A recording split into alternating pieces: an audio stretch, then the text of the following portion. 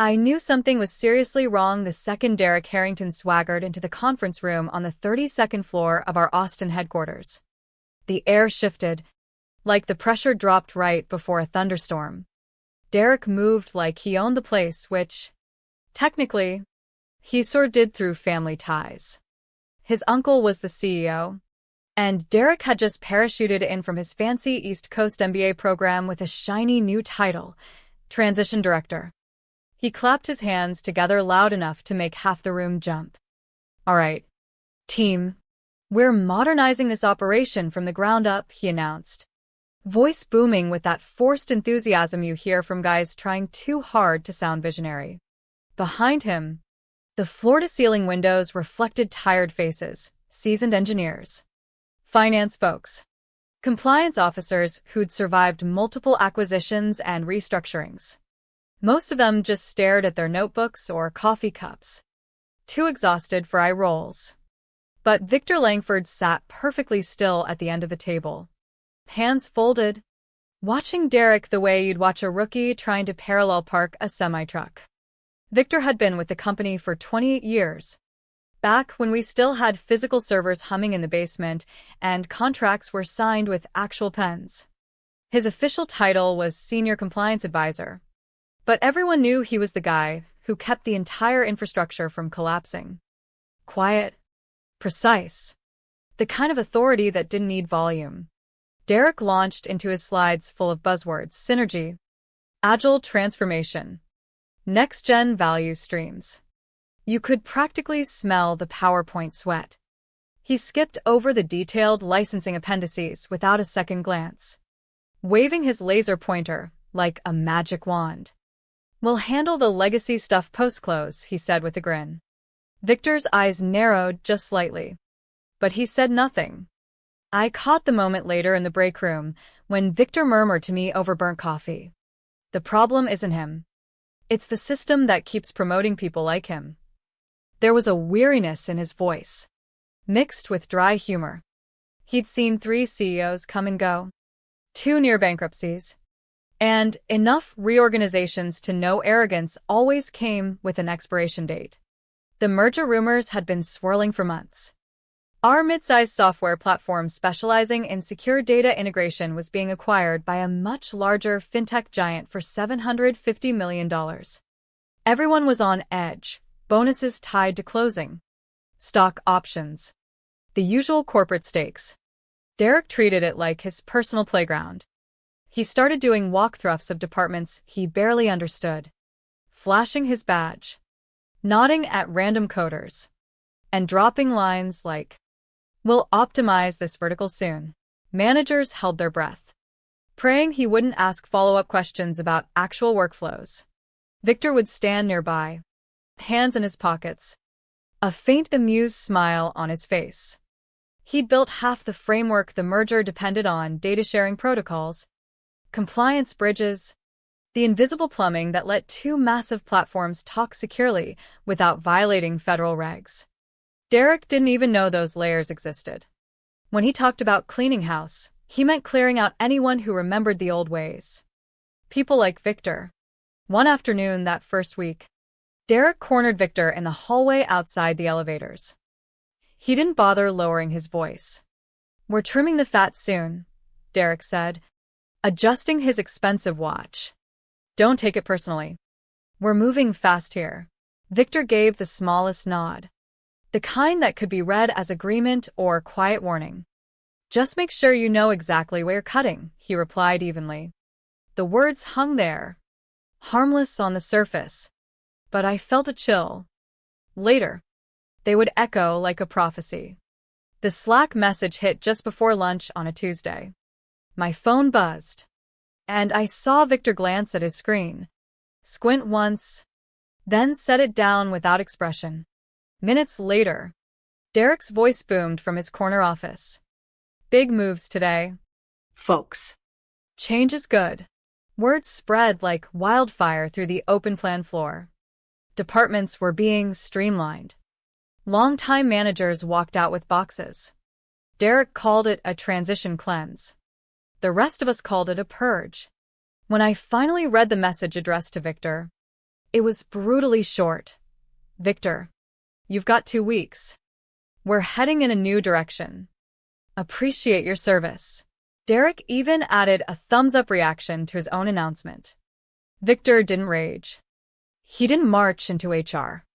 He simply forwarded the message to legal, compliance, and M&A counsel with a single attachment.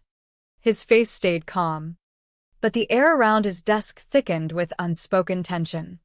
That silence wasn't a feat, it was strategy. By end of day, the office looked like a battlefield. Empty desks, forgotten mugs, nameplates flipped down.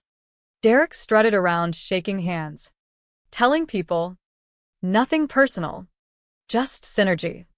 He seemed proud, like he'd scored points with his uncle at the next family barbecue.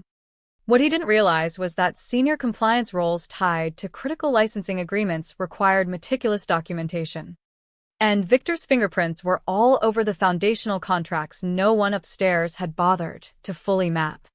That evening, I walked past Victor's office. Lights low, jacket still on the chair.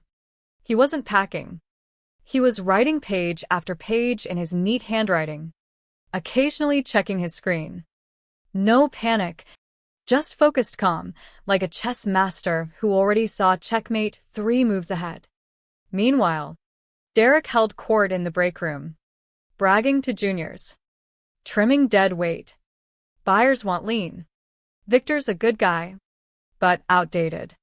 We're cloud native now. Laughter followed. Victor passed the door on his way to the elevator, phone in hand, and said softly to no one in particular. Funny thing about clouds, they still cast long shadows. The acquisition meeting was scheduled for the following Thursday in the main boardroom.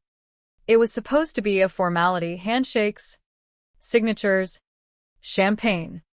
Instead, the room felt like a pressure cooker. Rows of suits, lawyers from both sides, consultants, a handful of shell-shocked department leads. Sunlight poured through the glass walls, but the mood was anything but bright. Derek arrived late, of course, radiating smug energy. He shook hands with the acquiring CEO, calling people by first names he'd clearly just memorized. We're in fantastic shape, he declared, launching into slides heavy on metrics and buzzwords. Streamlined workforce, optimized org chart, post-merger synergies. He strutted like he was auditioning for a TED stage. Victor sat 3 seats from the end, folder open, pen resting on the page. He wasn't even supposed to be there according to Derek's Slack-firing notice. But the buyer's operations team had specifically requested all key compliance liaisons. Victor had helped design those very protocols years earlier. The irony was almost poetic. Derek clicked to a slide titled Legacy Workforce Rationalization. He smirked toward Victor. For example, Victor here. Solid contributor in his day. But we're modernizing. He's out. No hard feelings. Buddy. The room went dead silent. Even the air conditioning seemed to pause. Victor looked up slowly, adjusted his glasses, and said with surgical calm, I see. Then he reached into his jacket, pulled out a single embossed card, and slid it across the polished table to the acquiring CEO. The CEO picked it up. Read it. And his expression shifted: recognition, disbelief, then genuine amusement. He started laughing, a deep, stunned sound that rippled through the room. Oh. This is rich, he said, handing the card to his general counsel. The counsel read it, muttered, holy hell, and pulled up documents on his tablet. Derek's grin faltered. What's so funny? His voice tightened. The acquiring CEO leaned back. Did you happen to run the full licensing map before you started slashing roles? Derek blinked. Our internal audit handled that. I assumed. The general counsel cut in sharply. You assumed you could terminate a principal signatory without consequences? He turned to Victor. Mr. Langford. Can you confirm your role for the record? Victor's voice was steady, almost gentle. Principal signatory. Active status. GBD licensing holdings. The card listed exactly that. In that moment, the entire room understood what Derek had never bothered to learn. Victor wasn't just an aging advisor. He was one of 3 silent partners who controlled the critical operational license governing data integration between the 2 platforms. Without active consent from all principals, the acquisition couldn't legally close. Panic spread like ink in water. Derek's face drained of color. The acquiring CEO pushed the binder aside. Let's pause here. His tone left no room for debate. Victor sat motionless, hands folded, watching the fallout with serene inevitability. He'd been underestimated so thoroughly that the revelation hit like an earthquake. The acquiring CEO held the card like evidence. Someone explain why a man who just got fired is listed as principal in the license that powers our entire integration framework. The General Counsel scrolled furiously. This agreement requires ongoing consent from all 3 principals. Any lapse triggers suspension of execution rights. Victor added quietly. Section 7B defines termination of a principal as grounds for license reversion. The words landed like a depth charge. By firing Victor, Derek hadn't just insulted a veteran, he'd automatically voided the digital authorization tied to Victor's credentials. The system had executed the protocol flawlessly, stripping the company of its own license at the worst possible moment. The acquiring CEO stood. Pause the integration agenda. We're not proceeding until this is resolved. If GBD does not confirm reinstatement by end of week, the deal is off. Phones came out. Whispers turned frantic. Blake, no. Derek sat frozen, hands twitching near his laptop as if he could rewind time. Victor broke the tension with one sentence. I believe the agreement is quite clear. No gloating. Just facts. The acquiring CEO nodded to him. Mr. Langford, may I speak with you privately after this? Victor simply inclined his head and waited. When the meeting adjourned, the room dissolved into controlled chaos. Lawyers huddled in corners. The acquiring CEO muttered into his phone with barely contained fury. They terminated a principal signatory mid-deal without amendment? Pull the offer if necessary. Derek stayed seated, staring at the table, realizing his inherited swagger couldn't fix this. Victor stood, buttoned his jacket, and said quietly to the room, titles are easy to hand out. Real ownership? That's filed in the fine print. He walked out, leaving powerful people suddenly aware they didn't control the keys after all. Within 20 minutes, the boardroom had transformed from confident choreography to barely contained panic. The acquiring side had 3 lawyers on separate calls. Our own legal director flipped desperately through red binders, color draining from her face as she located the fatal clause. Active consent must be reaffirmed by all principals at or prior to closing, she whispered. Any lapse equals automatic suspension. Victor remained seated, watching with the calm of a man who had already anticipated every move. He wasn't smirking, he never did. Just observant. A veteran who understood systems better than anyone in the room. Derek finally spoke, voice cracking with desperation. This is ridiculous. We can reissue the consent, right? It's a formality. The acquiring general counsel turned slowly. No. Mr. Harrington, you voided it by terminating his capacity. The system registered it as withdrawal. You can't simply reissue what you nullified. Derek looked desperately toward his uncle, the CEO. But the older man wouldn't meet his eyes. Fear flickered there, something Derek had never seen before.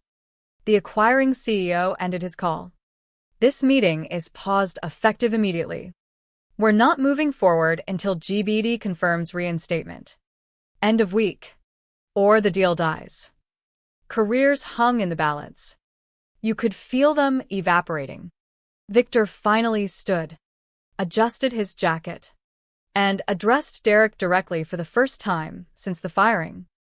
"You said we were heading in a new direction," he said politely. "Seems we arrived." Then he left the room. That night, while the company spiraled into conference calls and damage control memos, Victor's phone rang. Caller ID, private line, Archer Holdings Board. He answered calmly. "Mr. Langford," a measured voice said, "I'm calling on behalf of the board." "What do you want?" Victor didn't hesitate. "Three things. Reinstatement to my original role with full authority. A written apology signed by both CEOs for the improper termination. And an equity adjustment, 10 basis points converted to voting shares post-close." The line went quiet. Calculations happened in silence. "Then, done," Victor replied, evenly. "Send it in writing. I'll review and countersign." He ended the call without fanfare. By 7 a.m. the next morning, an internal memo leaked. All acquisition-related communications would now require compliance and legal review. Interim oversight reassigned. Translation: Derek was frozen out. His admin privileges vanished. His transition director title became a ghost entry. He paced the hallway, phone glued to his ear, whispering furiously, "I'm being set up. They can't do this." But they could. HR avoided his eyes when he demanded answers. Victor, meanwhile, walked through the lobby carrying only a single envelope and his usual coffee. Security greeted him normally. He passed Derek without acknowledgement, offering only a polite good morning to the receptionist before heading to the elevator. By noon, both CEOs had signed the reinstatement letter and the carefully worded apology. The equity adjustment was approved. It was cheaper to give Victor what he asked than watch the entire $750 million deal collapse. When Victor entered the executive suite later that day, conversation stopped. Derek's chair sat empty, nameplate removed. The attendee list now prominently featured Victor Langford, Principal, GBD Licensing Continuity Liaison. He took his seat, reviewed documents quietly. One of the junior analysts leaned toward me later and whispered, "How does he stay so calm?" I shook my head, because he never needed to yell. The paperwork already spoke for him. By Thursday morning, the buyer's CEO sent a surgical email. The integration license will not be extended under Mr. Harrington's direction. We will resume only with reinstated Principal Langford. The seller's board erupted in frantic calls. Our CEO's voice cracked on updates. They'd gone from boasting about streamlining to begging a dismissed employee's approval. Legal hunted loopholes in Victor's old contract, the one Derek had mocked as outdated. Every clause held. Victor had architected his own protections years ago. HR issued a formal retraction of the termination, backdated, plus an embossed apology letter signed by both CEOs. Victor arrived at 8 a.m. Exactly as always. A coffee in one hand, newspaper in the other. The lobby felt electric. People suddenly found reasons to look busy as he passed. Derek was nowhere to be seen. Rumors said he'd been placed on administrative leave pending internal review. A polite exile. Victor's office looked untouched, the pen exactly where he'd left it. Photo of his daughter at graduation on the desk. Even the "thanks for your service" mug from the firing day. He set down his coffee, opened his laptop, and began reviewing integration notes as if he'd only stepped out for lunch. When the CEO finally visited, hovering awkwardly in the doorway, Victor didn't look up. "Victor, we deeply regret how this was handled." Victor continued typing. "Then handle it better." Not angry, just factual. He glanced out the window at the Austin skyline, shoulders relaxed for the first time in weeks. The merger got back on track. But everything felt different. The buyers rewrote the agenda and drew a thick line through Derek's name. The updated term sheet featured a new clause, Victor Langford, Continuity partner. Governance board, with actual voting rights over post-integration operations. Meetings changed. Executives who once talked over Victor now waited for his input. Even the CEO deferred with cautious respect. At the next cross-company alignment call, the acquiring CEO opened with, "For this transition to succeed, we need continuity, and that continuity is Mr. Langford." Victor simply nodded and said, "Let's proceed." Derek was reassigned to a regional advisory role, a demotion dressed as a learning opportunity. His glass-walled office, once filled with motivational posters, went dark and was reassigned to legal.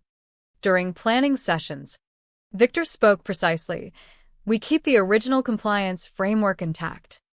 It was built for longevity, not flash. Replace what's truly redundant, not what's reliable." The room listened in respectful silence. The difference between Derek's arrogance and Victor's mastery was now obvious to everyone. 3 weeks later, the deal closed smoothly. No last-minute flags, no legal delays. Integration moved like clockwork under Victor's watchful eye. The buyers, known for micromanaging, called it seamless. Privately, everyone knew it only worked because Victor steered it. He didn't chase credit. No victory emails. No interviews. He simply ensured systems functioned and people stayed accountable. Executives now nodded with deference when passing him in the hall. He had become the anchor. At the closing dinner in a polished downtown venue, the acquiring CEO raised his glass to clean integrations and clean exits. A few knowing chuckles followed. Victor sat near the end of the long table, faint smile at the corner of his mouth. His chair was prominent. Derek's had been quietly removed from the seating plan. When asked for final comments, Victor adjusted his glasses. "Just this. Let's ensure our successors never mistake volume for wisdom." The room fell into thoughtful quiet. After dessert, the acquiring CEO shook Victor's hand privately. "You saved this deal." Victor shrugged. "I just made sure it stayed honest." Later that night, Victor stepped outside. City lights stretched below. He looked at the merged company logo reflected in the glass doors. His new title in the fine print beneath. He smiled faintly and murmured to himself, "Titles are printed. Ownership is filed." The question lingers for all of us in corporate America. How many quiet veterans have we dismissed as obsolete, only to discover too late that they held the real keys all along? Arrogance may win the moment, but the fine print always has the final word.